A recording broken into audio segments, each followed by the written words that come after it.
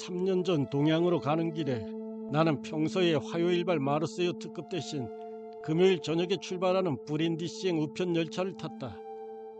나름대로 런던에서 하룻잠을 내는 것을 중요하게 여겼기 때문이다.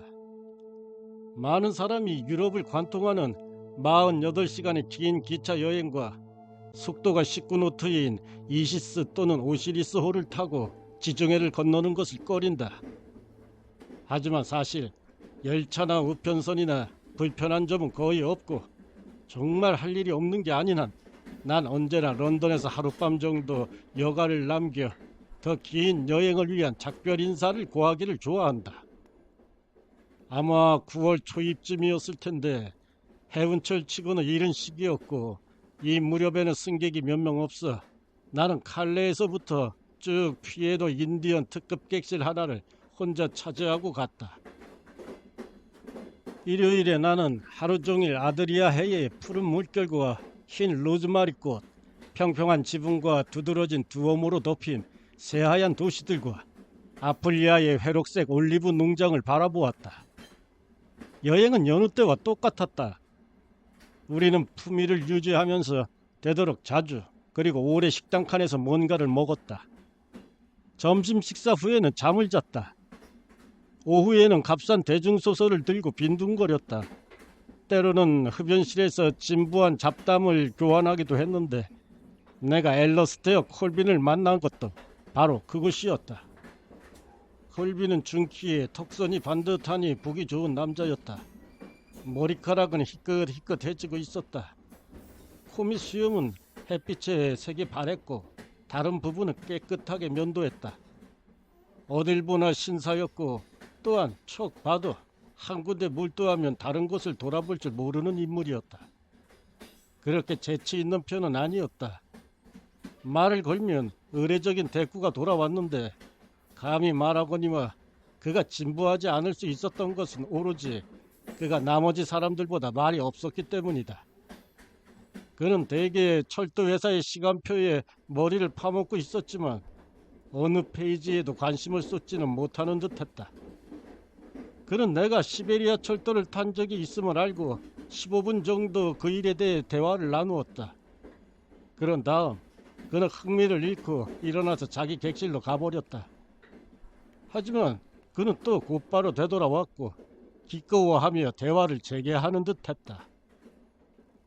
물론 이런 일들은 내게 별로 중요해 보이지 않았다.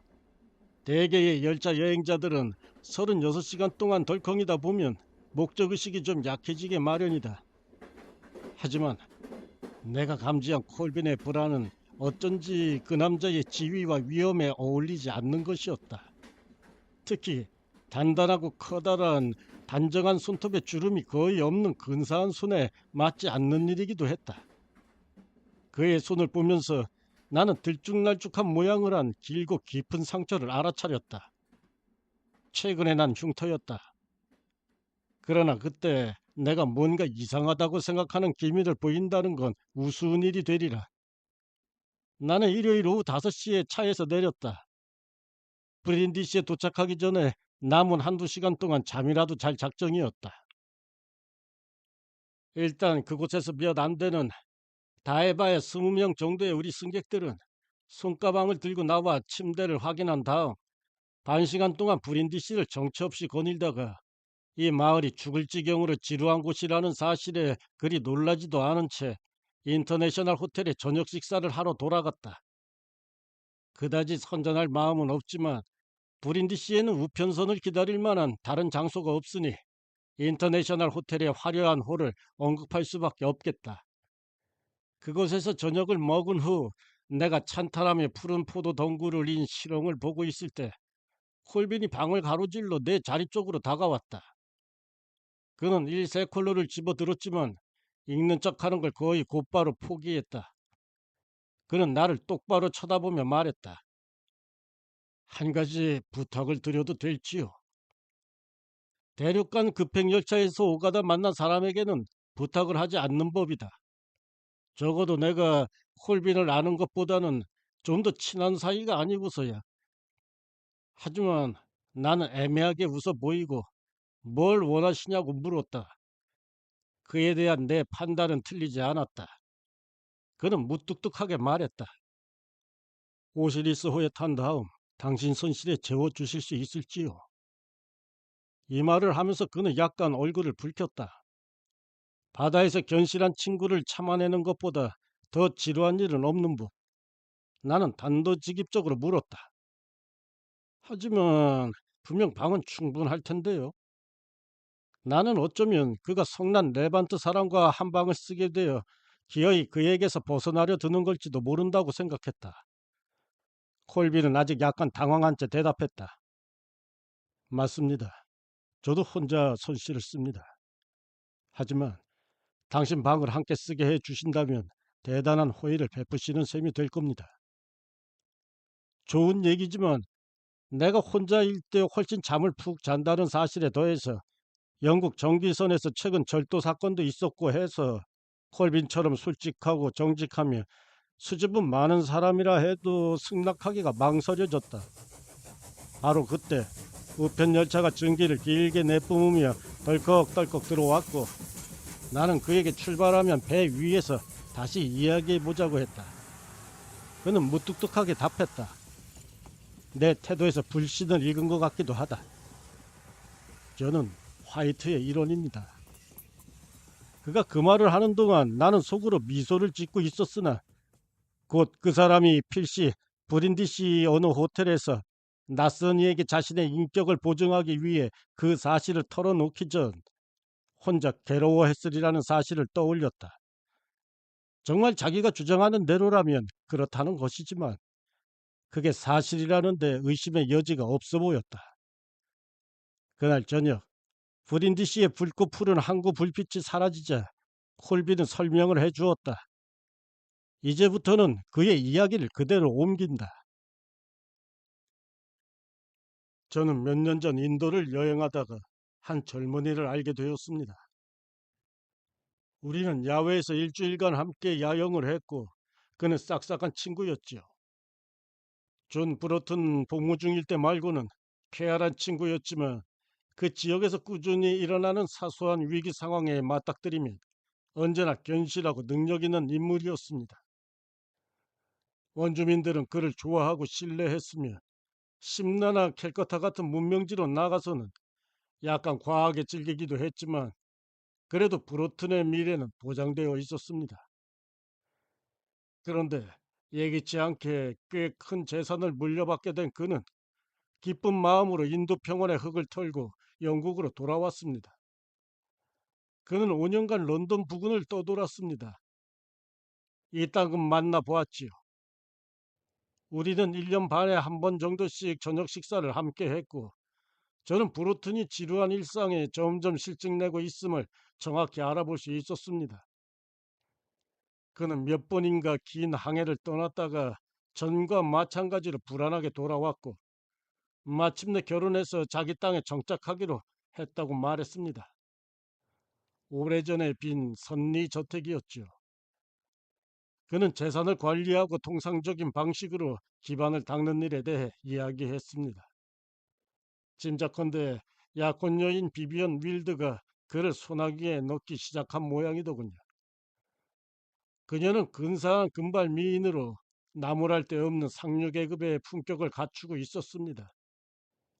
엄한 학교를 나와 심신이 깊었고 그러면서도 상냥하고 씩씩해서 브로튼이 행운하다 싶더군요. 그는 행복하게 그지없었고 미래에 대한 생각으로 가득 차 있었습니다. 저는 다른 것보다도 선리저택에 대해 물어보았습니다. 자기도 그곳에 대해 잘 모른다고 털어놓더군요. 마지막 거주자는 클라크라는 남자로 15년간 한쪽 부속 건물에서만 살고 반대쪽은 들여다보지도 않았답니다. 구두쇠의 은둔자였다더군요. 어두워진 후에도 저택에 불빛이 보이는 일이 드물었다고 하니까요. 가까스로 살아갈 만한 생필품만 주문했고 그것도 집주인이 뒷문에서 직접 받았답니다. 영국인과 인도인 혼혈이었던 하나뿐인 하인은 한 달간 그 집에 머물다가 예고도 없이 남쪽 나라로 돌아가 버렸다고 했지요. 브루튼이 통렬히 비난한 점이 한 가지 있었습니다. 클라크가 일부러 마을 사람들 사이에 저택에 귀신이 들렸다는 소문을 퍼뜨리고 밤에 저택 옆을 지나가는 사람들을 놀래려고 알코올 램프와 소금을 이용해서 어린애 같은 장난을 쳤다는 겁니다. 그가 이런 광대짓을 했다는 것은 간파당했습니다만 이야기는 계속 퍼져나갔고 브루튼 이야기로는 그 덕분에 화난 대낮이 아니고서는 아무도 그 집에 다가갈 엄두를 내지 못한다 했습니다. 그는 희죽 웃으며 선리 저택에 유령이 나온다는 이야기는 이제 마을에서는 진실로 통하지만 그나 젊은 아내는 그 모든 것을 바꿔놓을 거라 말했습니다. 나도 언제든 거들겠노라 말했지요. 물론 명확한 요청 없이 그런 일을 할 의도까지는 없다는 건 역시 분명히 이야기했습니다. 저택은 통째로 보수했습니다. 낡은 가구와 테피스트리는 그대로 두었지만 바닥과 천장은 다시 깔았고 지붕은 방수 처리를 다시 했으며 반세기에 걸쳐 쌓인 먼지는 박박 문질러 닦았습니다. 그는 제게 저택 사진을 몇 장 보여주었습니다. 수도원을 개조한 저택이라고는 하지만 사실 이 건물은 8km나 떨어져 있는 데다 그나마도 오래전에 사라진 클로스터 대수도원의 진료소에 지나지 않았습니다. 건물의 큰 덩어리는 종교개혁 이전의 모습대로였으나 부속 건물은 제임스 왕 치세 때 더해진 것이었고 그 부분은 클라크 씨가 보수를 해둔 상태였습니다. 그는 지상층이나 2층이나 이전에 지어진 구역과 이어지는 통로에 튼튼한 강철 빗장이 달린 육중한 나무 문을 달아 완전히 막아 놓았습니다. 덕분에 해야 할 일이 상당히 많았지요. 이 시기 동안 런던에서 두세 번 만난 브로트는 해가 지고 나면 저택 안에 남지 않으려 하는 일꾼들에 대해 조롱을 퍼부었습니다. 방마다 전등이 다 가설된 후에도 브로튼이 전기 불빛은 유령에게 쥐약이라고 주장했는데도 일꾼들은 말을 듣지 않았답니다. 저택의 유령 전설은 널리 퍼져 있었고 사람들은 위험을 무릅쓰려 하지 않았습니다. 대여섯 시쯤이면 그들은 우르르 집으로 돌아갔고 심지어는 낮 시간 동안에도 서로들 지나치는 만큼 잡담을 했답니다. 눈에 보이지 않는 동료에게 무슨 일이라도 일어날 것처럼 말입니다. 종합해 보건대 5달 동안 저택에서 일하면서 가열된 그들의 상상력에 비춰보아도 그럴싸한 일 하나 일어나지 않았건만 선리의 유령에 대한 믿음은 오히려 더 강해졌던 겁니다. 일꾼들이 불안감을 호소했고 지역 전통에서도 감금된 수녀의 유령은 인기가 있었으니까요. 브루트는 선량한 노수녀라니! 라고 외쳤습니다. 저는 그에게 일반적으로 유령이라고 일컫는 것의 존재를 믿느냐고 물었고 놀랍게도 그는 유령을 전혀 믿지 않는다고는 할 수 없다고 대답했습니다.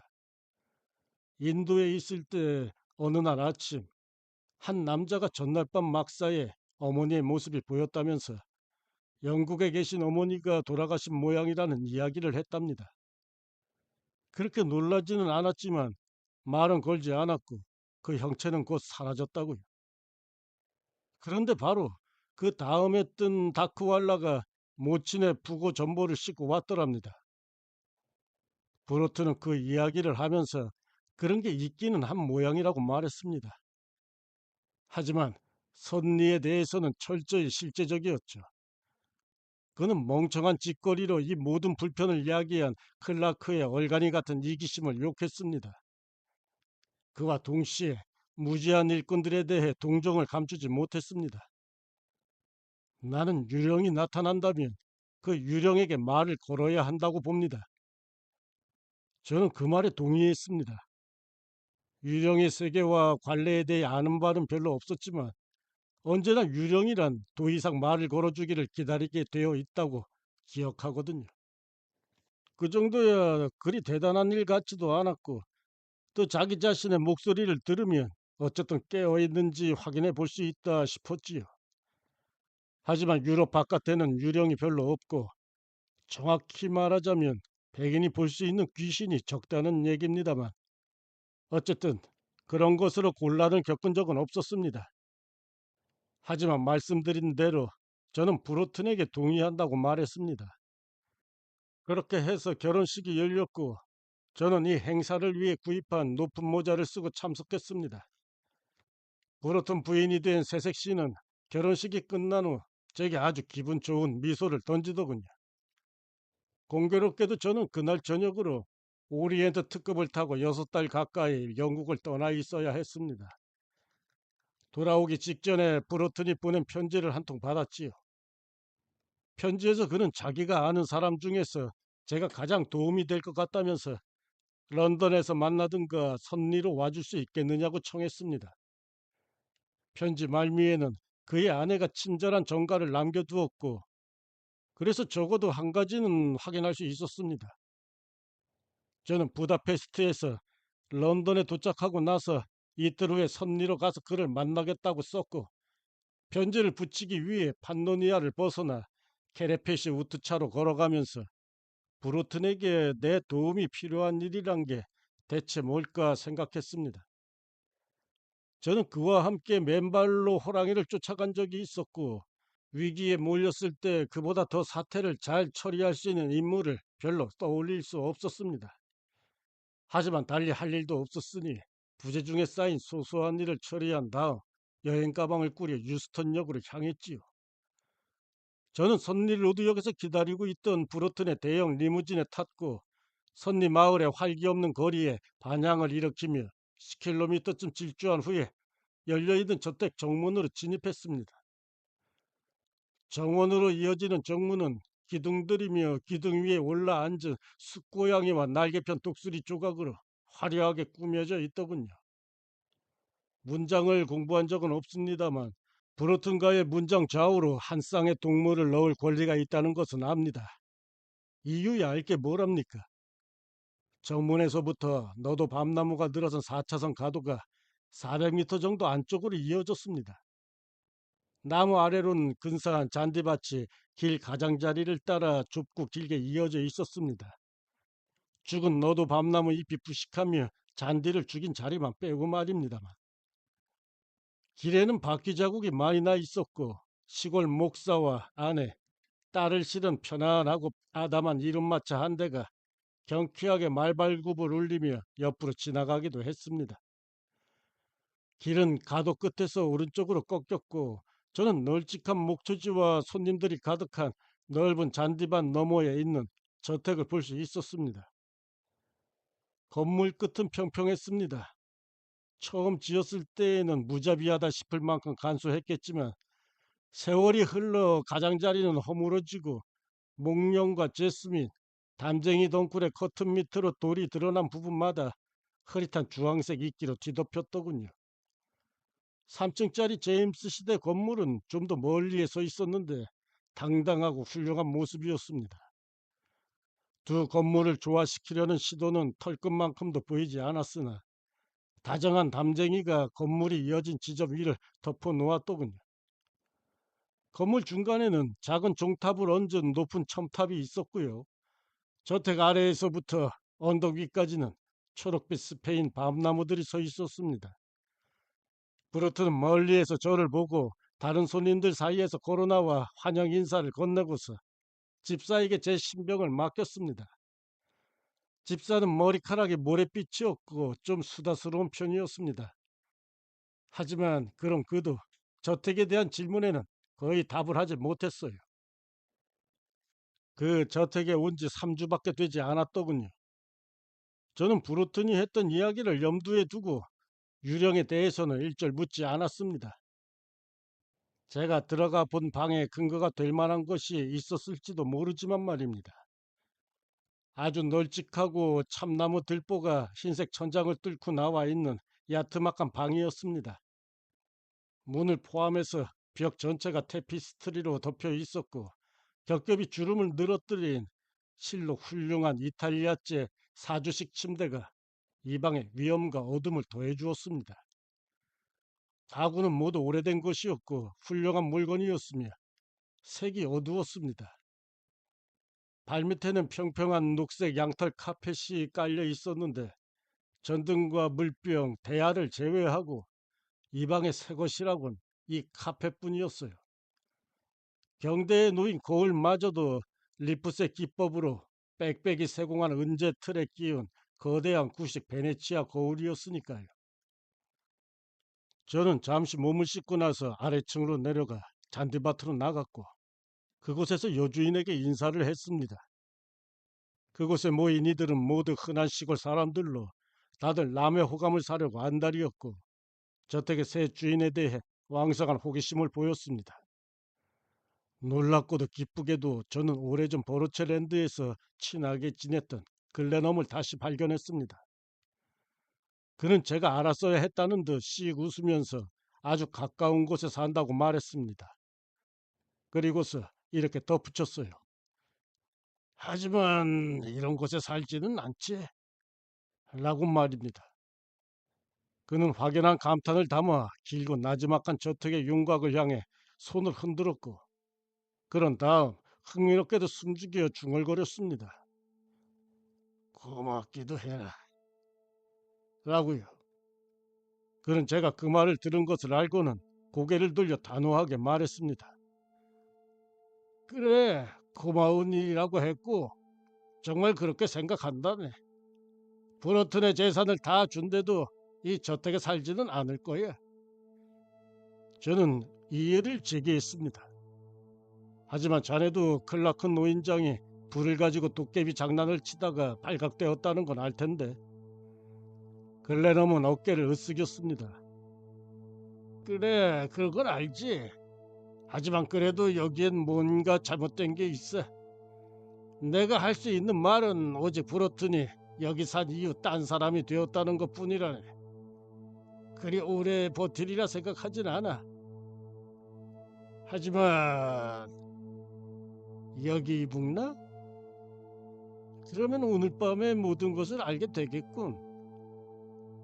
그나저나 대단한 만찬이야. 대화는 옛 추억으로 넘어갔고 글렌엄은 얼마 못 있고 가야 했습니다.